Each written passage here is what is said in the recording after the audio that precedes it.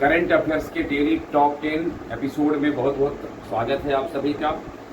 GS journey यानी अर्थात सामान्य अध्ययन की यात्रा में हम प्रत्येक दिन करंट अफेयर्स के 10 महत्वपूर्ण प्रश्न के साथ उपस्थित होते हैं और प्रत्येक दिन आपके लिए एक प्रश्न छोड़ते हैं। पिछले दिन आपसे ये जानने का प्रयास किया गया था विंबलडन 2026 में महिला एकल का खिताब किसने जीता है। विंबलडन 2026 में जो महिला एकल का टाइटल आया है लॉन टेनिस का, उसे जीता किसने जीता था ये आपसे पूछा गया था और सही आंसर लिंडा नस्कोवा ने जीता। और उसी कड़ी में एक प्रश्न और भी आपसे पूछा गया था कि आरबीआई के वर्तमान में गवर्नर कौन है, और सही उत्तर उसका था संजय मल्होत्रा। अब आज के लिए आपका जो प्रश्न है, अभी हाल में 17 जुलाई 2026 को क्रिकेट की एक महान हस्ती जिनका जन्म बारबाडोस में हुआ था, उनका निधन हो गया है। आपको बताना है 20वीं सदी के महान 5 क्रिकेटरों में से एक किस क्रिकेटर का निधन 17 जुलाई 2026 को हो गया है। और अब हम चलते हैं डेली टॉप 10 के पहले सवाल। पहला सवाल आपके लिए है स्क्रीन पर। जुलाई 2026 में भारत का व्यापक मुक्त व्यापार समझौता और डबल कंट्रीब्यूशन कन्वेंशन किस देश के साथ हुआ है।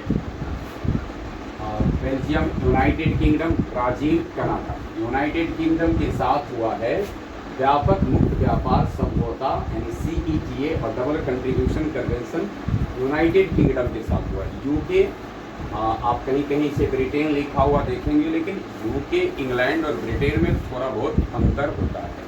इंग्लैंड जहां एक द्वीप मात्र है, ब्रिटेन कुछ द्वीप इंग्लैंड के साथ साथ कुछ अन्य द्वीपों के लिए हो, और यूनाइटेड किंगडम इस्तेमाल किया जाता था प्रायः ब्रिटेन और ब्रिटेन के शासित जो क्षेत्र थे उसको लेकर के किया जाता।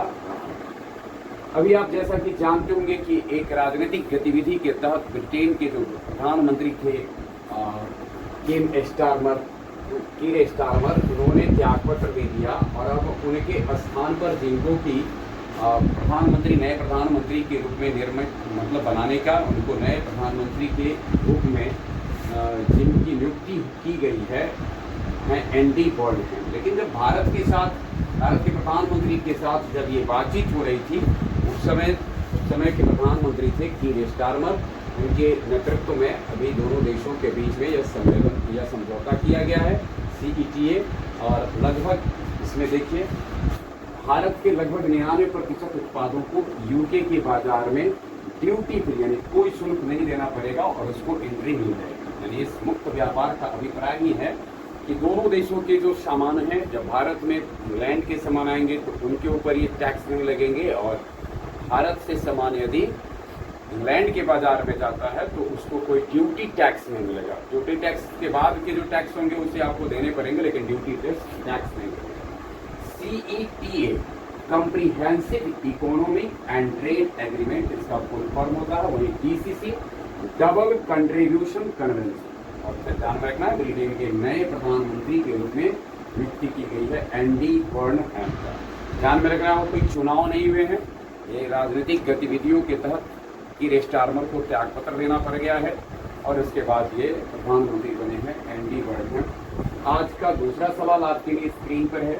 केंद्र सरकार ने किस रासायनिक शाकनाशी पर प्रतिबंध, शाकनाशी आप दूसरे शब्दों में कह सकते हैं घास उसका जो नाश करने वाला होता है, या ऐसे खरपतवार नाशी जैसा ही होता है, लेकिन शाकनाशी और खरपतवार नाशी में थोड़ा अंतर होता है।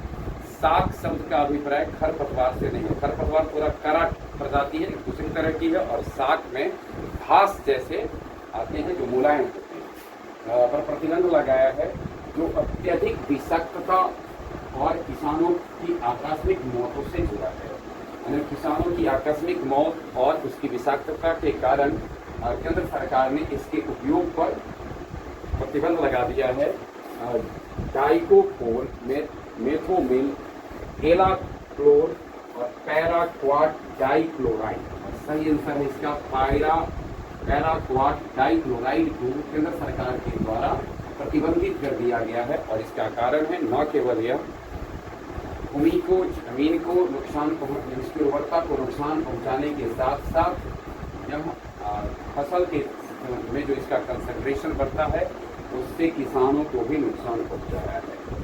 कृषि एवं किसान मंत्रालय द्वारा जारी पैराक्वाट डाइक्लोराइड यानी हर्बिसाइड 2026 के तहत इसके निर्माण, आयात, बिक्री, परिवहन, वितरण और उपयोग को पूरी तरह से देशव्यापी रोक लगा दिया गया। इस रसायन का यानी ये जो आप देख रहे हैं पैराक्वाट डाइक्लोराइड, इसका उत्पादन ब्रिटेन में ही होता है, ब्रिटेन में किया गया। और यूरोपीय संघ और चीन जैसे देशों 70 से अधिक देशों के द्वारा पहले ही से प्रतिबंधित कर दिया गया था। यानी भारत के द्वारा यह जो प्रतिबंध लगाया गया है उससे पूर्व ब्रिटेन, जिसने कि इसका निर्माण किया, और उसके साथ साथ जो अन्य यूरोपीय देश हैं, इसके अलावे चीन और कई एशियाई देश ने भी इसके ऊपर प्रतिबंध लगा दिया। तीसरा सवाल आपके लिए है, वाणिज्य और उद्योग मंत्रालय ने हाल ही में किस प्रकार के श्रम का उपयोग करके निर्मित उत्पादों के आयात पर प्रतिबंध लगाने की अधिसूचना जारी की है? वाणिज्य और उद्योग मंत्रालय ने किस प्रकार के श्रम से, बाल श्रम यानी अगर आपका बच्चों को उसमें शामिल करके अगर आप उत्पादन करते हैं तो, बेगारी श्रम, बंधुआ श्रम यानी जबरन श्रम, स्वैच्छिक श्रम, और सही आंसर है इसका बंधुआ श्रम यानी जबरदस्ती अगर किसी से आप श्रम करवा रहे हैं या उसको एक तरीके से बंदी बनाकर, बंधक बना करके आप उससे श्रम करवा रहे हो और वस्तुओं का उत्पादन करते हो, तो ऐसे उत्पादन के ऊपर वाणिज्य मंत्रालय के द्वारा प्रतिबंध लगा दिया गया है कि इसका आयात नहीं किया जा सकता है। जैसा कि जानते होंगे, भारतीय संविधान के अनुच्छेद 23 में मानव तस्करी और ये जो जबरन श्रम है इसके ऊपर यानी दोनों के ऊपर रोक लगा दिया गया है। जबरन श्रम यानी बंधुआ मजदूरी।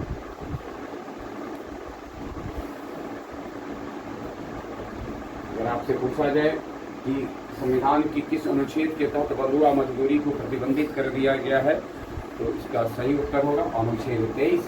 उसके बाद जो अभी वर्तमान में नीति लगाई गई है उसके तहत पूर्ण या आंशिक रूप से, अगर आप पूरी तरह से या आंशिक रूप से अगर जबरन किसी से काम करवा करके वस्तुओं का उत्पादन कर उसका आयात कराते हैं तो उस पर प्रतिबंध लगा दिया गया है। और ऐसा विदेश व्यापार महानिदेशालय ने विदेश व्यापार नीति 2023 में संशोधन करके इसका निर्णय लिया। चौथा सवाल आज के लिए, सेवा क्षेत्र के मापन के लिए सांख्यिकी और कार्यक्रम कार्यान्वयन मंत्रालय द्वारा पहली बार प्रयोगात्मक आधार पर कौन सा ऐतिहासिक मासिक आर्थिक सूचकांक डेटा जारी किया गया है? अब आपको देखिए, यानी सेवा क्षेत्र के मापन के लिए सांख्यिकी और कार्यक्रम कार्यान्वयन मंत्रालय द्वारा जो अभी आर्थिक सूचकांक डेटा जारी किया गया है उसका नाम बताना है। सही विकल्प है आपके लिए सेवा उत्पादन सूचकांक, उपभोक्ता मूल्य सूचकांक सेवाएं, सेवा क्षेत्र रोजगार सूचकांक, सकल मूल्य वर्धित। और सही इसका उत्तर है सेवा उत्पादन सूचकांक। यानी सेवा क्षेत्र के लिए जो अभी हाल में मासिक आर्थिक सूचकांक है। अगर आपसे ये पूछा जाए कि सेवा उत्पादन सूचकांक क्या है, तो एक मासिक आर्थिक सूचकांक है, अर्थात हर महीने में इसका एक डाटा जारी किया जाएगा जिसमें कौन सा क्षेत्र शीर्ष पर रहा है इसकी जानकारी आपको दी जाएगी। मंत्रालय स्वाभाविक है जिसके द्वारा इसको जारी किया जाएगा। इस सूचकांक को जारी करता मंत्रालय है सांख्यिकी और कार्यक्रम कार्यान्वयन मंत्रालय, ministry of statistics and programme implementation MOSPI, और इसका विभाग है राष्ट्रीय सांख्यिकी कार्यालय का। इसके बाद देखिए, अगर हम इसका पहला डाटा जो अभी जारी किया गया है 14 जुलाई 2026 को अप्रैल 2026 की अवधि के लिए, यानी यह जारी किया गया है 14 जुलाई 2026 को, लेकिन यह जो जारी किया गया है जिस महीने के लिए वो है अप्रैल 2026। ये भी थोड़ा सा ध्यान में रखना है। साथ साथ ये बहुत महत्वपूर्ण पॉइंट है, सांख्यिकी और कार्यक्रम कार्यान्वयन मंत्रालय के मंत्री अभी श्री राव इंद्रजीत सिंह, और इसका जो आधार वर्ष होगा वह 2024-25 होगा। इसमें ये जो आंकड़े दिए जाएंगे, ये जो सर्वेक्षण दिया जाएगा, आर्थिक जो आंकड़ा दिया जाएगा, उसमें 19 उप क्षेत्र को लिया गया है। भारत के औपचारिक सेवा की लगभग 60% गतिविधियों को कवर करेगा। अगला सवाल हमारे लिए है, अभी हाल में 200 टेस्ट विकेट 100 T20 विकेट और 150 ODI विकेट का तिहरा आंकड़ा पूरा करने वाले पहले भारतीय गेंदबाज कौन बन गए। 200 टेस्ट विकेट, 100 T20 में विकेट और 150 ODI विकेट तिहरा, यानी यह जो कीर्तिमान है यह किसके नाम आया है। और हम समझते हैं जो विकल्प हैं उसमें जिस एक गेंदबाज का बोलबाला है तो एक अनुमान से भी लोग अगर उसमें टिक मारेंगे तो अर्शदीप सिंह T20 में अभी 100 विकेट पूरे कर चुके हैं। टी नटराजन का उसमें उतना बड़ा नाम नहीं है, जसप्रीत बुमराह, मयंक यादव और तीनों ही यानी 200 टेस्ट विकेट, 100 T20 विकेट और 150 ODI विकेट, 150 ODI विकेट का तिहरा रिकॉर्ड जो है जसप्रीत बुमराह ने बनाया है। अभी जसप्रीत बुमराह इंग्लैंड के खिलाफ जो अभी ODI श्रृंखला चल रहा है इसमें उन्होंने ऐसा कीर्तिमान किया है। और एक बात अभी ध्यान में रखें, गेंद के लिहाज से भारतीय गेंदबाजों में सबसे कम गेंद में 150 विकेट ODI पूरे करने वाले मोहम्मद शमी हैं। और उस कड़ी में अगर बात की जाए बुमराह की तो शमी उनसे थोड़ा आगे हैं, परंतु टेस्ट, ODI, T20 सभी फॉर्मेट की बात की जाए तो बुमराह कारनामा करने वाले पहले भारतीय गेंदबाज बन गए हैं। अब अगर हम दुनिया के दूसरे गेंदबाजों पर नज़र डालें तो पहले हैं टिम साउदी, न्यूजीलैंड के थे, उन्होंने टेस्ट क्रिकेट में 380 विकेट लिया है, वनडे में 220 विकेट इनके नाम है, 220 प्लस है और T20 विकेट 160।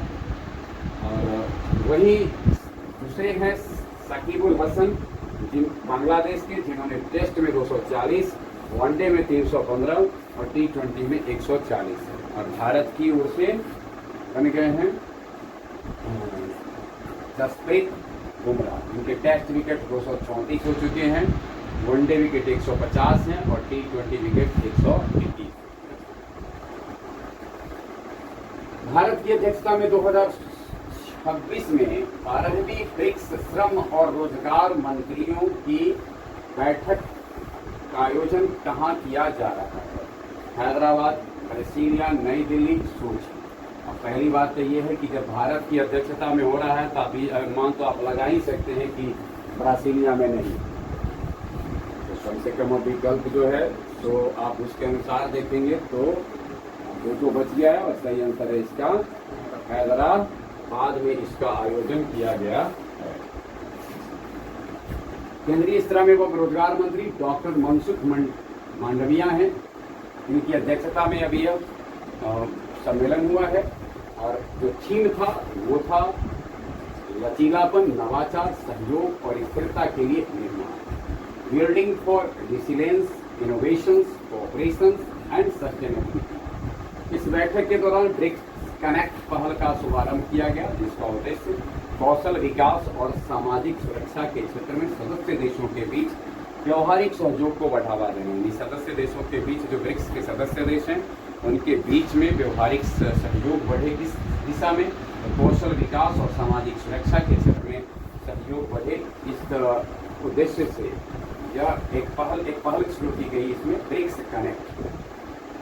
7वां सवाल आपके लिए, हाल ही में भारत के लिए स्पेस एक्सप्लोरेशन गैलरी का उद्घाटन कहाँ किया गया है। स्पेस एक्सप्लोरेशन गैलरी का उद्घाटन श्रीहरिकोटा, अहमदाबाद, बेंगलुरु और भोपाल, और सही आंसर है इसका भोपाल में किया गया है। स्पेस एक्सप्लोरेशन गैलरी का उद्घाटन भोपाल में किया गया। स्पेस एक्सप्लोरेशन गैलरी की शुरुआत की बात अगर किया जाए तो यानी इसका निर्माण राष्ट्रीय विज्ञान संग्रहालय परिषद द्वारा किया गया है और इसमें नेहरू विज्ञान केंद्र मुंबई के तकनीकी सहयोग प्राप्त हुआ है। यानी कहने का अभिप्राय NCSM राष्ट्रीय विज्ञान संग्रहालय परिषद के द्वारा स्पेस एक्सप्लोरेशन गैलरी का निर्माण किया गया, जिसमें नेहरू विज्ञान केंद्र मुंबई के से तकनीकी सहयोग लिया गया है। और इसके बाद थोड़ा सा हमें देखना है, यानी इसका जो उद्देश्य है युवाओं और विद्यार्थियों में वैज्ञानिक दृष्टिकोण को बढ़ावा देना तथा अंतरिक्ष विज्ञान के प्रति रुचि पैदा। स्पेस एक्सप्लोरेशन गैलरी का अगर आपसे पूछा जाए कि किस उद्देश्य से किया गया है तो उद्देश्य है कि युवाओं में अंतरिक्ष विज्ञान के प्रति अभिरुचि बढ़े युवाओं का जो है सो वैज्ञानिक दृष्टिकोण डेवलप हो, और इसको शुभारंभ किया गया, शुभारंभ किया गया है मध्य प्रदेश के भोपाल। इसमें देखिए भारत का जो अंतरिक्ष अभियान रहा है, आर्यभट्ट, चंद्रयान, मंगलयान, आदित्ययान, प्रस्तावित गगनयान, ये सबको इसमें प्रदर्शित किया गया है। गैलरी है, गैलरी आप समझ ही सकते हैं, जहाँ की एक प्रकार का एक कलेक्शन होता है, यानी संग्रहालय से थोड़ा भिन्न होता है, और संग्रहालय और गैलरी में थोड़ा बहुत अंतर होता है, परंतु दोनों लगभग एक ही उद्देश्य से काम करते हैं। गैलरी प्राचीन भारतीय ज्ञान परंपरा ऋग्वेद के नासदीय सुख और शून्य की अवधारणा को आधुनिक खगोल विज्ञान और अंतरिक्ष प्रौद्योगिकी के साथ साथ जोड़कर प्रस्तुत करती है। अर्थात जो भारत का सफर रहा है, यानी जो वेदों में इससे जो चर्चा हुई, उसके अलावा जो शून्य की खोज से लेकर के अंतरिक्ष तक का जो सफर है, इसको इस गैलरी में कनेक्ट करने की कोशिश की गई। 8वां सवाल है आपके लिए, हाल ही में सामाजिक न्याय एवं अधिकारिता मंत्रालय द्वारा 31वें दिव्य कला मेले का उद्घाटन कहाँ किया गया है? कोलकाता, देहरादून, लखनऊ पर 31वें दिव्य कला मेला, इसका उद्घाटन किया गया है कोलकाता में। और यहाँ से क्वेश्चन ये भी रहता है, किस मंत्रालय के द्वारा? सामाजिक न्याय एवं अधिकारिता मंत्रालय के द्वारा है, और अगर क्रम देखें तो 31वां है उद्घाटन, मतलब इसका उद्घाटन किया गया है कोलकाता में। कोलकाता का जो रविंद्र सदन है, वहाँ 31वें दिव्य मेला का आयोजन किया गया, उद्घाटन किया गया है, और सामाजिक न्याय और अधिकारिता मंत्रालय के द्वारा इसकी मेजबानी कर रहा है। वर्तमान में इसके मंत्री हैं डॉक्टर वीरेंद्र कुमार, जो इस मेला मतलब दिव्य मेला जो 31वां था, इसके उद्घाटन करता भी रहे। अब थोड़ा सा इस पर ध्यान देंगे कि इस मेला का नाम दिव्य मेला क्यों पड़ा है। तो देखिए, दिव्यांग कारीगरों, शिल्पकारों और उद्यमियों के उत्पादों को एक राष्ट्रीय मंच प्रदान करना, यह इस उद्देश्य के साथ इस मेले का किया गया है। जो दिव्यांग कारीगर हैं, शिल्पकार हैं, उद्यमी हैं, उनके उत्पाद को एक राष्ट्रीय पहचान मिले, इसके लिए किया गया है। और इसमें सामाजिक न्याय और अधिकारिता मंत्रालय को भारत सरकार मतलब पश्चिम बंगाल सरकार का सहयोग प्राप्त हो चुकी है। कलकत्ता में अगर इसका उद्घाटन हुआ है तो राज्य सरकार का भी सहयोग है, और इसकी अवधि रही है 8 दिवसीय यह मेला है, 14 जुलाई से 22 जुलाई 2017। आपसे पूछा जाए कि 31वां दिव्य मेला का आयोजन कहाँ किया गया, तो कलकत्ता में। कब से कब तक? तो 14 जुलाई से लेकर के 22 जुलाई तक यह 8 दिवसीय मेला है, और इसका उद्घाटन करता कौन है? तो डॉक्टर वीरेंद्र कुमार, जो अभी केंद्रीय सामाजिक न्याय और अधिकारिता मंत्री है। 9वां सवाल आपसे, हाल ही में किस राज्य ने भारत की पहली सरकार संचालित आर्टिफिशियल इंटेलिजेंस, और ध्यान में देखेंगे, सरकार के द्वारा संचालित आर्टिफिशियल इंटेलिजेंस यानी AI यूनिवर्सिटी स्थापित करने की घोषणा की गई है? भारत में किस राज्य सरकार ने पहली AI, शॉर्टकट इस तरह से आप समझ सकते हैं संक्षेप में, कि किस राज्य सरकार ने पहली AI यूनिवर्सिटी स्थापित करने का निर्णय लिया है? आंध्र प्रदेश, केरल, कर्नाटक, तमिलनाडु। और कर्नाटक सरकार ने ये निर्णय लिया है कि हम AI यूनिवर्सिटी स्थापित करेंगे। क्यों स्थापित करेंगे?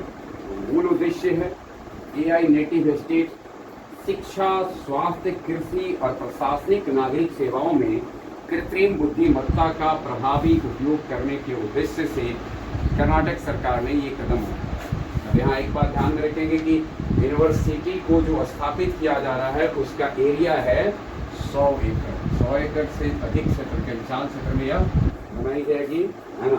बेंगलुरु के अलावे इसके क्षेत्रीय उप कैंपस, जो सब कैंपस है, वह बेंगलुरु के अलावे मैसूर, मैंगलोर, कलबुर्गी, बेलागावी और हुबली, धारवाड़ में, यानी 5 अन्य जगहों पर भी इसके सब कैंपस हैं। AI हब की स्थापना, यूनिवर्सिटी के साथ AI हब और इंक्यूबेशन सेंटर भी बनाया जाएगा, जो स्टार्टअप्स और शोधकर्ताओं को बढ़ावा देगा। अब थोड़ा और ध्यान में रखिए, आपकी किस क्लास से AI की पढ़ाई कर्नाटक सरकार ने शुरू करने का निर्णय लिया है, तो उसको देखिए। 6th से ही, 6th क्लास से ही अब AI की पढ़ाई अनिवार्य रूप से शुरू करने की तैयारी है। यानी इस प्रकार से कर्नाटक सरकार ने अपने पाठ्यक्रम में संशोधित करके इस बात का निर्णय लिया गया कर्नाटक सरकार के द्वारा कि एआई की पढ़ाई 6ठी क्लास से अनिवार्य कर दिया जाए।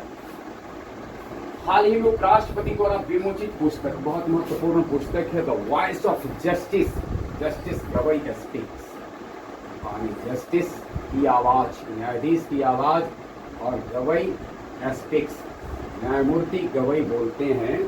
यह पुस्तक का नाम है, इसका संपादन इसके द्वारा किया गया है। अभिनव चंद्रचूड़, डॉक्टर एस शिव कुमार, अरविंद दातार और सलमान खुर्शीद, और सही आंसर है doctor S Shiv Kumar. Doctor S Shiv Kumar द्वारा संपादित the voice of justice, justice Gavai speaks, the voice of justice, justice Gavai speaks पुस्तक की मतलब विमोचन करता भारत के उपराष्ट्रपति श्री सीपी राधाकृष्णन, श्री सीपी राधाकृष्णन इसके विमोचन करता है, और इसके संपादक हैं डॉक्टर एस शिव कुमार, जो कॉमनवेल्थ लीगल एजुकेशन एसोसिएशन के अध्यक्ष हैं। पुस्तक स्वाभाविक है, नाम से ही स्पष्ट है कि आप समझ गए होंगे। गवई जब देश के मुख्य न्यायाधीश थे, भारत के सर्वोच्च न्यायालय के मुख्य न्यायाधीश रहे 7.5 साल। अब इन 7.5 वर्षों में उन्होंने जो भाषण दिया, व्याख्यान दिया, और उनके विचार जो थे उसको इस पुस्तक में संकलित किया गया है। और प्रकाशक रहा है थॉमसन रॉयटर्स। भारत के वर्तमान मुख्य न्यायाधीश अगर आपसे पूछा जाए, सूर्यकांत। हाँ, एक बात और ध्यान रखेंगे, यानी अभी जो voice of justice, justice Gavai speaks के जो पुस्तक लिखी गई है एस शिव कुमार के द्वारा, उसकी प्रस्तावना लिखे हैं जो भारत के वर्तमान में सर्वोच्च न्यायालय के मुख्य न्यायाधीश। एक महत्वपूर्ण संवैधानिक और न्यायिक दस्तावेज बताया है उपराष्ट्रपति महोदय ने, जो देश में कानून के शासन, सामाजिक न्याय और लोकतांत्रिक शासन पर गहरी अंतर्दृष्टि प्रदान करता है। गवई का शासन, गवई का जो कार्यकाल था, न्यायमूर्ति के रूप में, न्यायाधीश के रूप में, मुख्य न्यायाधीश के रूप में जो उनका कार्यकाल था, वह न केवल 7.5 वर्षों का लंबा कार्यकाल रहा है, वरन इसमें कई ऐतिहासिक निर्णय उन्होंने लिया, जिसके कारण उनके इस काल को विशेष रूप से जाना जाता है। ये थे डेली टॉप 10 के 10 सवाल, जिसके साथ हम आपके बीच उपस्थित हुए। बने रहे हमारे साथ। आज भर के लिए बस